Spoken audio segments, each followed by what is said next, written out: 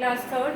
बेटा आज रीडर में हम लोग जो चैप्टर स्टार्ट कर रहे हैं वो लेसन 10 कर रहे हैं आज, और जिसका नाम है द फिश पॉन्ड। आप अपनी सब रीडर बुक खोल लीजिए और चैप्टर 10 निकाल लीजिए जिसका नाम है द फिश पॉन्ड। इसको मैं आप लोगों को एक्सप्लेन कर रही हूँ, मैं इसकी रीडिंग लगाऊंगी। सब बुक ओपन करके इसको ध्यान से सुनेंगे और समझेंगे। यहाँ जो कहानी है वो ये 3 मछलियों की है कि एक पॉन्ड होता है, तालाब होता है, उसमें 3 मछलियाँ रहती हैं।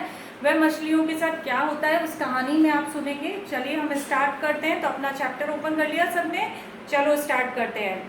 There was a small pond in a village. एक गांव में एक छोटा सा तालाब था। Once 3 fish lived in it. वहाँ पर एक बार 3 मछलियाँ रहती थी। They were close friends. वह तीनों बहुत खास दोस्त थी। One fish was very clever. जिसमें से 3 में से एक फिश बहुत चतुर थी। Another fish were very lazy. उसमें से एक फिश बहुत आलसी थी। They were believe in fate.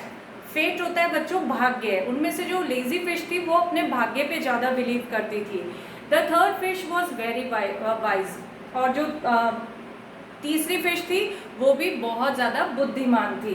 One day two fisherman see the pond. एक बार 2 मछुआरे वहाँ आए, उन्होंने वो तालाब देखा। मछुआरे होते हैं जो मछलियों को पकड़ते हैं जाल डाल के ना। They said, वे बोले, tomorrow let's throw our net into the pond. उन्होंने कहा कि कल हम यहाँ आके अपना जाल डालेंगे। All the 3 fish heard them. तीनों मछलियों ने उनकी बात सुन ली। They were worried, और वो चिंतित हो गई। The wise fish said, जो बुद्धिमान मछली थी उसने कहा, let's us leave this pond. हमें तालाब छोड़ देना चाहिए। We should go to the another pond. और हम दूसरे तालाब में चले जाते हैं। The other fish said, जो दूसरी मछली थी वो बोलती है, we believe in the fate. उसने कहा कि मैं भाग्य पे बिलीव करती हूँ। ठीक है, वो कहती है, क्या कहती है? We believe in fate. हमें अपने भाग्य पे भरोसा रखना चाहिए। If we are to die, we'll die. उसने कहा अगर हमें मरना ही है तो मर ही जाएंगे। We will not leave this pond. हमें तालाब नहीं छोड़ना चाहिए। But the wise fish went away. लेकिन जो एक बुद्धिमान मछली थी वो वहाँ से चली जाती है। नेक्स्ट डे, अगले दिन, द फिशरमैन कैच 2 फिश। जब एक मछली वहाँ से चली गई तो जो 2 फिश थी वो मछुआरों के द्वारा पकड़ ली गई। The wise fish saved it's life. और जो बुद्धिमान मछली थी उसने अपनी बुद्धिमानिता से अपनी जान को बचा लिया। ऑलवेज रिमेंबर, हमेशा याद रखिए। बी वाइज, बुद्धिमान रहिए।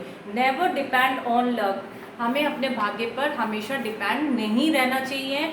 उस पर डिपेंड नहीं होना यानी निर्भर नहीं होना चाहिए। हमेशा हमें अपनी मेहनत पे, अपनी बुद्धिमानी पर ही विश्वास करना चाहिए। तो हमें एक मछली की कहानी से देखो बच्चों कितना अच्छा एक ज्ञान मिला है, एक बात सीखने को मिली है कि हमें हमेशा क्या करना चाहिए, अपना कर्म करते रहना चाहिए और अपनी बुद्धिमानी पर विश्वास रखना चाहिए।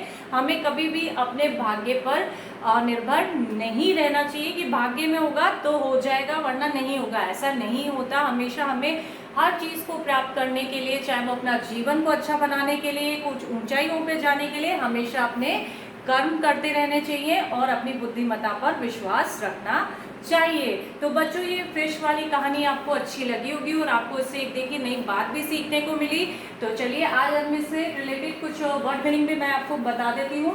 फर्स्ट वर्ड मीनिंग में मैंने लिखा है बिलीव्ड। बिलीव यानी विश्वास करना। सेकेंड है फेट। फेट होता है बच्चों भाग्य। लेजी यानी आलसी। लेजी यानी आलसी। थ्रो यानी फेंकना। वरिड यानी चिंतित। लीव यानी छोड़ना। कैच यानी पकड़ना।